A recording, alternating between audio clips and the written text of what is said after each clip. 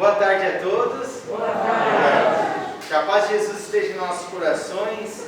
Vamos iniciando então mais um trabalho que a espiritualidade maior nos fornece, que esses amigos queridos, que José de Mococa, que os mensageiros divinos nos favorecem para que estejamos aqui nos melhorando cada dia mais. Não só vindo à casa de caridade, mas vindo à casa de caridade. Com bastante vontade, com bastante querer, para que possamos fazer a nossa mudança dos nossos espíritos. É importante buscarmos a cura da matéria, mas se não conseguirmos ainda buscar a cura da nossa alma, a matéria estará, na verdade, vazia, sem conteúdo. O espírito tem que estar se melhorando para que o espírito exteriorize para a matéria todas as bênçãos e paz. E só poderemos fazer isso se entendermos as máximas de Jesus, se entendermos o que a doutrina espírita vem nos falar, nos consolar sobre a morte, sobre a desencarnação, o desencarne, né? Sobre a reencarnação, sobre as dores, sobre os sofrimentos, né? O problema do ser, do destino da dor, igual o nosso irmão Leão Denis nos fala. Ou seja, estudarmos sobre essa doutrina, aprofundarmos sobre esta, estaremos então sentindo a profundidade, o amor, o carinho que ela nos proporciona. Quanto mais lermos, mais estaremos então consolidados com esta, com sentimento, claro, mas é para isso que estamos aqui, é para isso que temos estudos, para isso que buscamos o amparo. Hoje, por exemplo, nosso irmão Eslabão está aqui, tem os outros palestrantes que vêm, cada um estuda bastante, se prepara para vir até nós, para trazer o conteúdo que aqui está.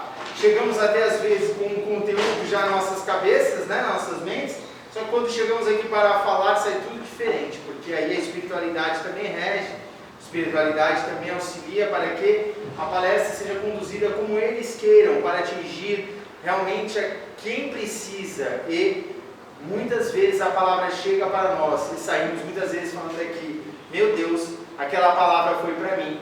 Aquele ensinamento, aquela palestra hoje daquele irmão foi justamente o que eu precisava ouvir. E realmente eles nos conduzem. Então vamos aproveitar esta oportunidade. E quem vai fazer a palestra hoje vai ser nosso irmão Eslabão, que vem de muito longe até aqui para trazer os seus ensinamentos, né? Ele vem para cá de 30 em 30 dias, né, irmão? De 30 em 30 dias, quer dizer, tem que pegar até avião para chegar aqui, mas ele agora vai poder passar aí esses ensinamentos para todos nós. É brincadeira, não vem de avião, tá? Eles vêm de carro mesmo. Só que é tão longe, né? Que você... Ele mora em... Long Beach. Hã? Long Beach. Long Beach, ele fala. Ele mora em Long Beach. Então fica à vontade, mas de Deus, vamos ver se tá bom. Boa palestra para você. Boa tarde a todos. Boa tarde. Que a paz e a luz do nosso Mestre Jesus se faça presente mais uma vez aqui nesse ambiente, nessa casa maravilhosa. Como eu costumo dizer, nos recebe, nos ampara, nos conforta, nos protege, nos instrui. O que mais queremos? Queremos mais nada, né? Basta que venhamos e que aqui estejamos realmente conectados com a espiritualidade maior. Eu gostaria de, antes de iniciar essa conversa, pedir desculpa caso algum irmão esteja cansado de estar ouvindo, né? Brasil, coração do mundo, pátria do Evangelho. De novo, pá, mas é um Eslabão de novo. Né? E o irmão já está cansado de ouvir essa palestra. Gostaria de pedir desculpa, mas que vocês também não se cansem. Afinal de contas, os irmãos que trabalharam para que se construísse essa nossa pátria não se cansaram, não desistiram de nós, né? E aqui, esse trabalho que a gente vem fazendo, para não interrompermos, porque é tão ruim começarmos uma coisa na vida da gente e pararmos. O importante é que a gente siga. Então a gente tem um trabalho para executar, o livro está chegando no finzinho, gente, tá? Já está quase lá, já, se Deus quiser já vai vir outros assuntos aí, né? Mas vamos aproveitar esses momentos. Eu sei que no fundo, todos nós sempre aproveitamos alguma coisinha de bom. Por quê? Porque ou a palestra é educativa, ou é uma palestra instrutiva, ou é uma palestra confortadora, não importa. O que importa é estarmos aqui. E agradecendo já a paciência de vocês. Tá bom, gente? Vamos lá. Vamos falar então do capítulo 25 e do capítulo 26 do livro Brasil, Coração do Mundo, Pátria do Evangelho. No capítulo 25, ele trata da Guerra do Paraguai.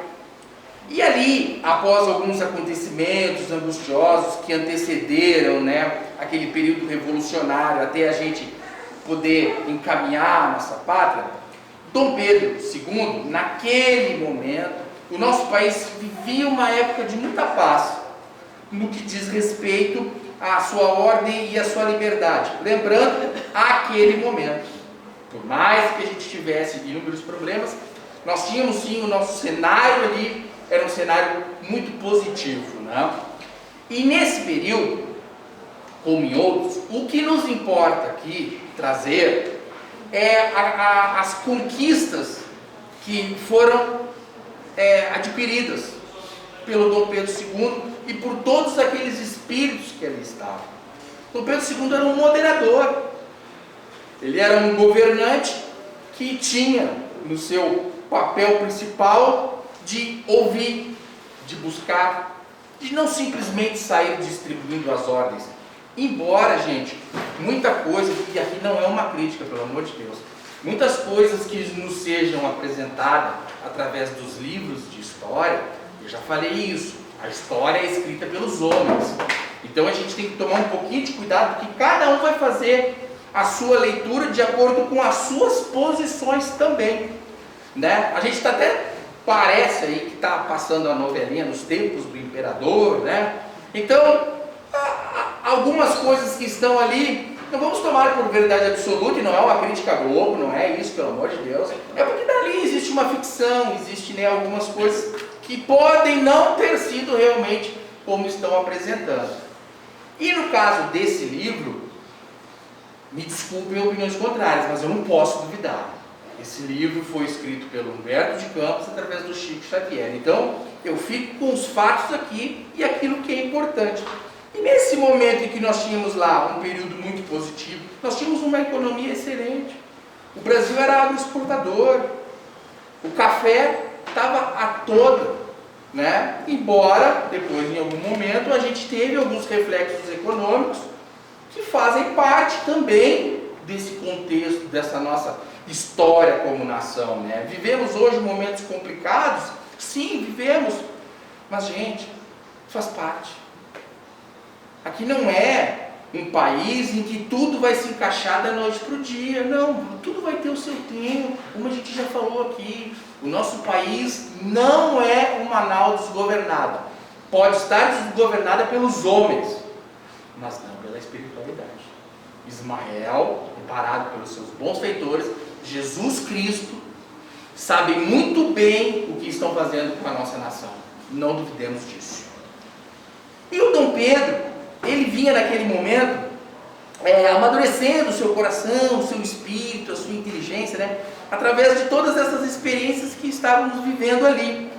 E fala o livro que ele tinha uma proteção espiritual pelas suas questões pessoais e na sua virtude moral.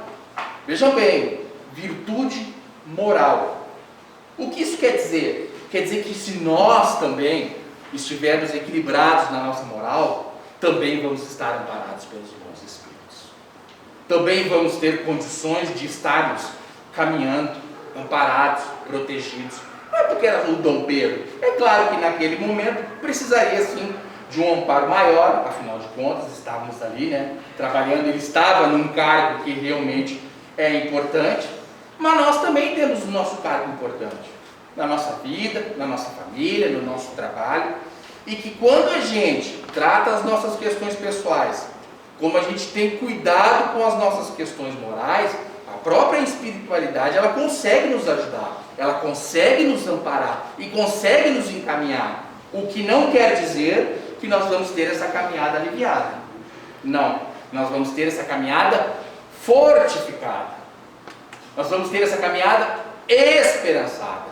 Esse é o princípio dos Espíritos nos ajudarem. Não é eles fazerem por nós aquilo que nos compete, né? Então a gente caminha dentro da retidão através dos nossos comportamentos, dos nossos pensamentos, das nossas ações. E ele tinha lá essa proteção. Por quê? Porque ele tinha sim, o livro que nos diz, ele tinha sim as suas questões pessoais e a sua vida moral intacta. Ele se mantinha correto. Quando você se coloca à disposição, as coisas começam a caminhar, né? Ismael, como eu falei, ele está muito atento às questões da pátria do Evangelho e estava lá naquele momento. E veio, naquele mesmo período de Dom Pedro, veio muitos outros espíritos a colaborarem junto do próprio imperador nas soluções dessas questões de ordem social, política e econômica. Como a gente viu, ele era um moderador. Então ele ouvia, ele estava atento às opiniões públicas.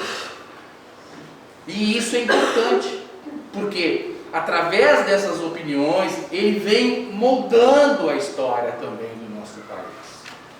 Porque por isso que eu disse que muitas das coisas que nos são apresentadas nos mostram que não era bem assim. Não, gente, mas era. Se a gente parar para analisar, ele realmente foi um homem muito bom. Apesar da história, duas, querer rotular as pessoas, querer denegrir a imagem das pessoas. Então, Dom Pedro estava sim amparado e estava fazendo, pelo que eu conheço um pouquinho da história, um pouco do livro, de outras fontes que a gente vai buscar através do estudo. Poxa, ele estava fazendo o seu melhor. E que bom que ele estava ali por nós, trabalhando por nós, pela nossa pátria, né? A gente sabe que os Espíritos nos auxiliam sempre que nos colocamos à disposição de receber. Mas também temos que lembrar que Deus ajuda o homem pelo próprio homem. Ajuda-te que o céu te ajudará. Isso aqui está lá no capítulo do Evangelho segundo o Espiritismo, né? Buscai e achareis. Isso está muito conectado com o princípio da lei do trabalho, que nos dá a consequência da lei do progresso. Então assim, a gente quando se coloca à disposição de buscarmos e de sermos protegidos, e de sermos amparados e de nos instruir, as coisas começam a acontecer em todas as relações, sejam elas pessoais ou profissionais, né? Os Espíritos nos ajudam, nos auxiliam. A gente pensa que não, porque quando as coisas não dão muito certo para nós, não, gente, talvez não é aquele momento, né? Assim como a própria história do livro nos mostra que muitas coisas não eram para acontecer naquele momento, assim é a vida da gente. Tudo tem um passo, tudo tem um caminho, tudo tem uma hora. Claro que isso também não quer dizer que nós tenhamos que ficar acomodados esperando essa boa hora, né? Também temos que nos colocar em movimento. A gente falou isso hoje. Caminharmos, avançarmos, sempre à frente, né? E aí, Dom Pedro, num momento em que ele estava lá, recolhido em prece, contemplando a imagem do Cristo, ele adormece e nos diz o livro que ele é conduzido a uma esfera de beleza esplêndida e inenarrável, e que esse desprendimento surge à sua frente a figura do Mestre, que lhe narra alguns fatos e o adverte. Eu vou ler esses fatos. Nesse momento em que ele estava lá concentrado, ele teve o mérito, a honra, o privilégio, a compaixão de ter a presença do Mestre. Mas aqui também para nós. Quando nos colocamos em prece, a gente também recebe o nosso bom amigo espiritual, o nosso guia, o nosso mentor, o nosso anjo protetor, também vai nos auxiliar, né?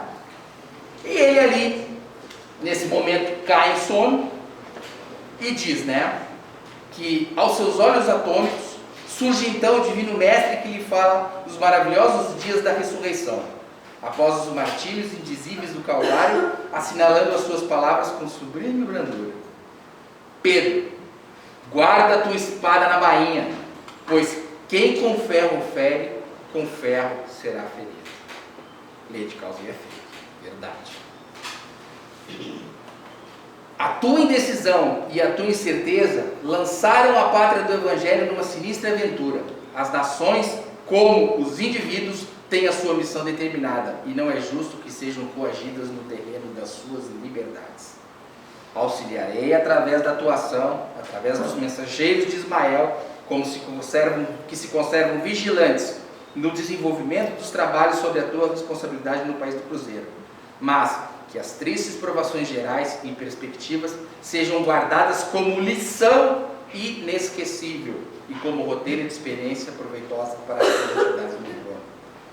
Você veja, gente, está aqui o Cristo dizendo que até das coisas que não são boas, que não são legais, a gente tira lições, né? E o que ele estava advertindo, Dom Pedro? Que logo ali, alguns fatos históricos, o Brasil acabou se envolvendo na Guerra do Paraguai. Diz o Divaldo Franco que a Guerra do Paraguai foi um karma coletivo nosso. E por incrível que pareça, é o nosso único karma coletivo. Porque a escravidão, como alguns pensam, não que nós não tenhamos a nossa responsabilidade, é um karma mais português do que brasileiro. Agora, a Guerra do Paraguai não. A Guerra do Paraguai é um karma coletivo nosso, ao qual a vaidade dos homens é que levou a essa guerra. Por incrível que pareça. Não que nós não precisássemos responder a alguma questão ou outra, até porque a gente tinha lá questões a serem resolvidas, mas com um bom diálogo, talvez as coisas pudessem ter sido amenizadas. E nessa mesma Guerra do Paraguai, inúmeras atrocidades e abusos foram cometidos. Então, assim, gente, isso que aconteceu lá não fica sem termos que prestar conta, né? Vamos ter que responder por isso. Talvez ainda estejamos respondendo, apesar dele dizer que a gente, porque essa guerra trouxe muitos prejuízos, tanto para o Brasil economicamente, quanto para o Paraguai. E que o próprio Divaldo disse que a construção da usina de Itaipu foi que trouxe um tanto de conforto a essa questão, que a gente conseguiu ali diminuirmos a nossa carga desse karma, né? Isso é uma questão, estou repetindo o que disse Divaldo Franco, né? Então, assim, vocês vejam que as questões, todas elas envolvidas, têm um ponto. Por que aconteceu? Por que isso está acontecendo? Por que isso vai vir a acontecer? Por quê? Porque existe sim a responsabilidade, né? Entramos numa guerra ao qual fizemos abuso. Por quê? Porque tínhamos mais força. Nós tínhamos mais força. Nos unimos aos argentinos e aos uruguaios, por incrível que pareça, né? Nos unimos a eles, né? Hoje a gente acha que não, aquele povo lá, não. Vamos nos unir, todos foram lá e sentaram o sarrafo no Paraná. Que coitado! Achou que podia, mas não podia, né, gente? Não tinha condições. Mas vejam que essa guerra, esse conjunto de experiências, como nos diz o livro, nos trouxe valorosos benefícios para a nossa política externa e organização. De novo, das coisas ruins a gente tira coisas boas sim, né? Por quê? Porque a gente, a partir desse momento, respeitamos em toda a América do Sul os arbítrios invioláveis de cada país vizinho, como informou Jesus. Jesus é que disse ali para Ismael: nunca mais até então intervimos vaidosa e indevidamente na casa dos nossos vizinhos. Que bom que aprendemos com essa lição. Que bom que a gente conseguiu entender que não deveríamos, né, abusar do nosso poderio, porque somos um país grande. Você imagina hoje se a gente resolve entrar em guerra com essa América do Sul, gente? Tamanho que é o nosso país. Por mais que tenhamos aí as nossas forças armadas, sucateadas, a gente assola isso aqui, gente. Entendeu? Agora, isso não vai acontecer. Por quê? Porque a gente já aprendeu com a lição dos egípcios, porque esse não é o interesse da espiritualidade de Jesus, de Ismael, de que entramos em conflito. Então a gente, no fundo, quando a gente começa a se apresentar, nós somos um bom país, gente. Nós somos sim, essa pátria do Evangelho. Entendeu? O que a gente precisa é ainda incorporar dentro dos nossos pensamentos e dos nossos comportamentos que somos sim um país que pode ser amigo de todo mundo, que vai derramar as bênçãos de Jesus para o mundo todo, desde que, mais uma vez, a gente esteja andando no caminho certo. Saindo dessa guerra do Paraguai, nós vamos entrar na questão do movimento abolicionista, né? E ali, após o fim da guerra, né, voltamos novamente a viver um momento de paz e a respirar áreas de esperança.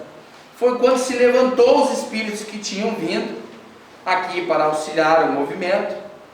Ismael e os seus colaboradores estavam sempre ali, né? Estão sempre ali atentos a tudo que está acontecendo. Naquele momento não era diferente. E eles ajudaram Dom Pedro e a todos aqueles envolvidos no processo. Por quê? Porque o Dom Pedro ele era um liberal. Já trazia dentro dele. Ele sabia que aquelas ações relacionadas às questões da abolição eram importantes, eram interessantes. Só que aquele processo em que as pessoas queriam que aquilo fosse antecipado, não poderia ser. Poxa, mas tiveram que sofrer os nossos irmãos. Bom, gente, alguma coisa que nos foge do entendimento caminhou para que fosse assim. Mas quando a gente pega o livro para ler, a gente vê que se tivéssemos feito como fez os Estados Unidos, o derramamento de sangue tinha sido absurdo. Está aqui no livro. Guerra civil. Então assim, aconteceu e tudo teve que acontecer de novo, no tempo. E eu não estou aqui passando pano, não. Muito pelo contrário. Me dói conhecer essa parte da nossa história. Mas aconteceu. Foi assim. Só que, de novo, não foi assim por acaso, né? Ismael e as suas falanges procuravam orientar os movimentos republicanos e abolicionistas com alta serenidade e esclarecida prudência no que diz respeito a se evitar um derramamento de sangue e tragédias. Todos estavam inclinados a resolver com harmonia, embora existisse sim a parte contrária, que não estava feliz com aquilo ali, né? Afinal de contas, se usava a mão de obra escrava, né? Precisou para depois compensar essa questão da mão de obra escrava, a gente recebeu muitos imigrantes, o que prova que somos uma pátria que recebe todo mundo, porque eles vieram para trabalhar, né? Os imigrantes vieram para suprir essa falha, né? Essa falta de mão de obra, que se deu a partir desse momento em que as coisas começaram a acontecer. Em 1850, tinha se iniciado o processo de acabar com o tráfico dos nossos irmãos, realizando-se a abolição por etapas altamente significativas. A abolição da escravidão foi feita aos poucos, com leis, embora não tenham sido boas aos olhos de alguns, garantiram a liberdade dos negros apesar de suas limitações. Vocês vejam bem, o parlamento aprovou e nós tivemos 4 leis. A Lei Eusébio de Queiroz, de 1850, que aboliu o tráfico, né? Embora era muito lucrativo, mas embora a gente começou a ter um controle um pouquinho mais, o que aconteceu? Começou a acontecer o tráfico interno. Os negros do norte vinham para o sudeste, a gente começou a traficar aqui dentro, como estava mais difícil trazer os negros de fora, né? Depois nós tivemos a lei do ventre livre, que era aquela que um escravo nascido de escrava, né? Que o filho nascido da escrava, ele era liberto somente aos 21 anos, e até ali ele permanecia sob a tutela do seu senhor. E nesse período aqui, a história nos narra que muitos senhores trataram esses filhos dessas escravas como realmente filhos, que eles tinham um pouquinho mais de dignidade, embora estivessem retidos ali. Pô, mas que liberdade é essa que não me soltou? Não, minha amiga, é melhor você ficar aqui na minha fazenda, porque aí fora o pessoal ainda não está preparado para ver vocês livres. Tá vendo como as coisas vinham acontecendo como tinha que ser? Né? Depois a gente teve a lei do sexagenário, de 1885. Essa aqui era uma lei um pouquinho complicada, né? Porque se dava liberdade aos escravos a partir dos 65 anos. Mas coitados, quão poucos duravam isso? sofridos, judiados, mal alimentados, mortos, né? Era difícil, né? Mas existia, estava ali, né? Em 1888, a gente aboliu definitivamente a escravidão, né? Através da Lei Áurea. E nesse período, quando aconteceu isso, está aqui no livro, vou ler, para ser fiel, Ismael foi lá ter aquela conversa com o mestre, disse, ele trazia ali uma atenção carinhosa voltada à solução do problema abolicionista, que deveria resolver-se dentro da harmonia de todos os interesses, sem ter sangue, guerras, enfim. Confiando ao Senhor as suas expectativas, falou-lhe o mestre, Ismael, o sonho de liberdade de todos os cativos deverá concretizar-se agora. Então tinha que ser naquele período. Foi Jesus que disse. Por que demorou tanto? Não, parei, gente, vamos analisar aqui, não sou eu que estou dizendo, foi Jesus que disse. O sonho de liberdade de todos os cativos deverá concretizar-se agora, sem perda de tempo. Prepararás todos os corações a fim de que as nuvens sanguinolentas não manchem o sol abençoado da região do cruzeiro. Se tivesse dado antes, de novo, quantos problemas nós teríamos, não? Todos os emissários celestes deverão conjugar esforços nesse propósito. E em breve teremos a emancipação de todos os que sofrem os duros trabalhos do cativeiro na terra bendita do Brasil. Foi Jesus que disse isso. Jesus preparou. Jesus sabia como é que as coisas iam acontecer, né? Poxa, mas foi tarde. Quem somos nós para julgar como as coisas foram feitas? Nós não temos, de repente, nem a visão e entendimento para compreender. Se nós analisarmos pelos olhos dos nossos irmãos que estavam sofrendo, é claro que foi triste ficar esperando todo aquele período. Mas qual seria a consequência? Na verdade, então tudo acontece, tudo dá certo na hora certa. De novo, aqui não é o Manaus desgovernado, eu não vou me cansar de repetir isso enquanto estiver falando sobre esse livro. Mas você tem certeza? Eu tenho. Por quê? Porque eu estou lendo esse livro e estou tentando olhar para dentro dele com um olhar um pouquinho mais amplo daquilo que até então nós conhecíamos. Para a gente compreender a caminhada. Para a gente compreender que ainda tem um caminho. Que tudo isso que nós estamos passando fazem parte. Pô, mas o cara gosta de sofrer, está dizendo que faz parte? Não, gente, mas analisa a história. Está aqui. O acaso não existe. Nós sabemos disso na doutrina, ou temos dúvida. Não cai uma folha de uma árvore que não seja da vontade de Deus. Então vamos olhar com esse olhar. Vamos colocar esse óculos. Poxa, esse óculos aqui é melhor do que eu ser um cego. Ficar me iludindo, sem conhecer. É verdade?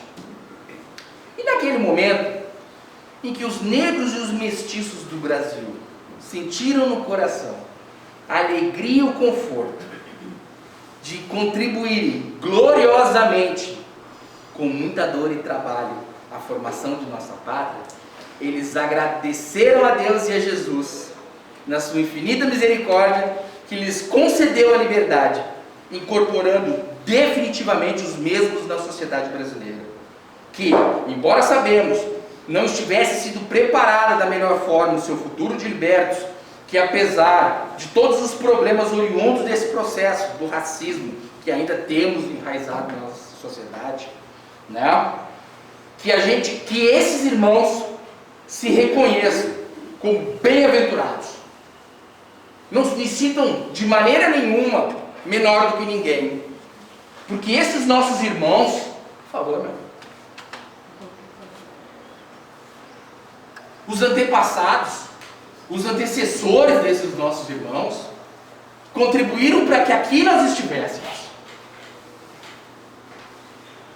Ou eu estou falando alguma mentira? E nesse abraço, meu grande amigo Esmeralda, eu quero te pedir desculpas para você por tudo que o nosso país ainda faz com os nossos irmãos negros, pelo que fizemos outrora aos teus antepassados, porque não sabemos Nós temos o véu do esquecimento, essa maravilha. Mas talvez tenhamos feito parte de um processo muito triste da nossa história. Então eu quero dizer para ti, meu amigo, e para todos, que vocês são sim filhos desse sol abençoado. Que vocês também são filhos dessa pátria. Que vocês, pelo menos eu vou falar por mim, tu é meu irmão. Não é isso aqui que manda. O que manda é o que está aqui dentro. Que possamos ter esse olhar. Que se eventualmente ainda tivermos alguma coisinha, analisemos. O que difere um irmão negro, um irmão índio, um amarelo, de mim? Em nada. Somos todos iguais, gente. Então eu quero, nesse momento, através desse gesto, agradecer a todos os negros que fizeram parte dessa história.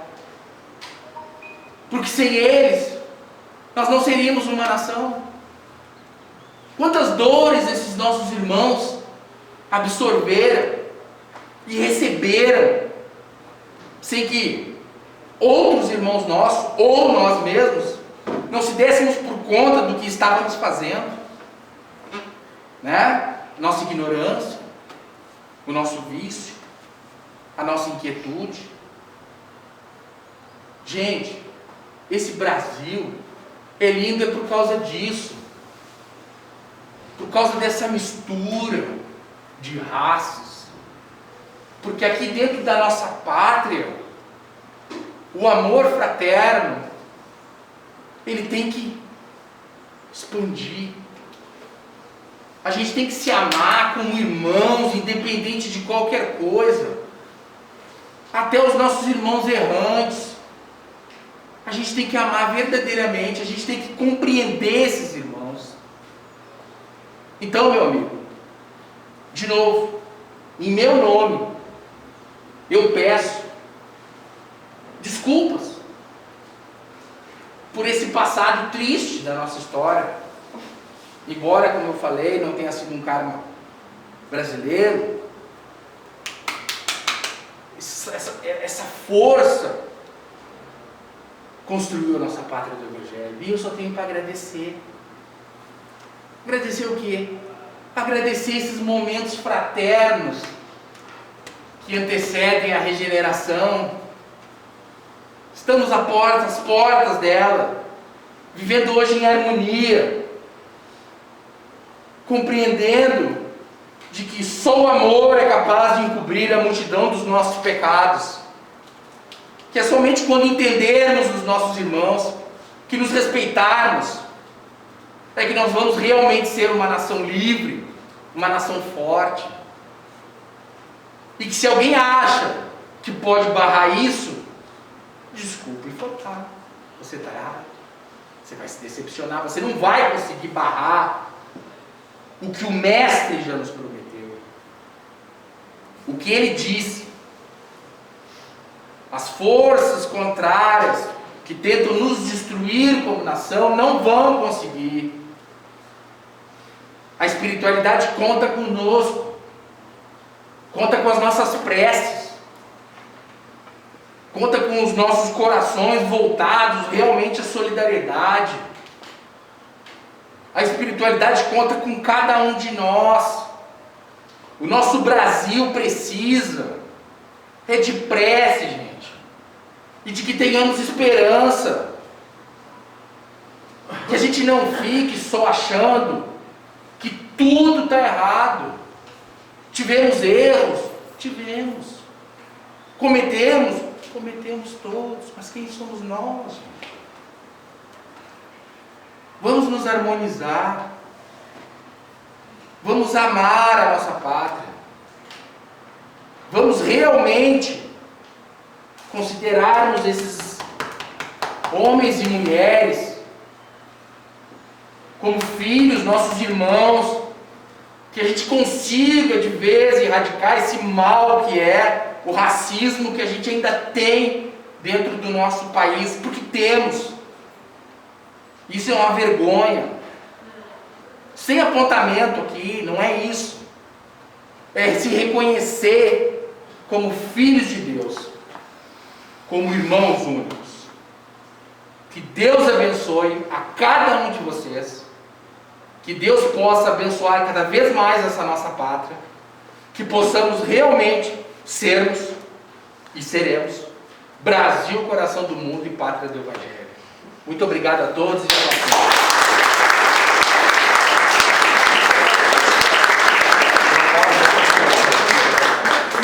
E detalhe, viu, gente? Essa camisa bonita que eu estou usando aqui hoje, eu vou ter que dizer, foi o meu amigo Esmeraldo que me deu. Você é meu irmão, meu amigo, meu parceiro, eu adoro.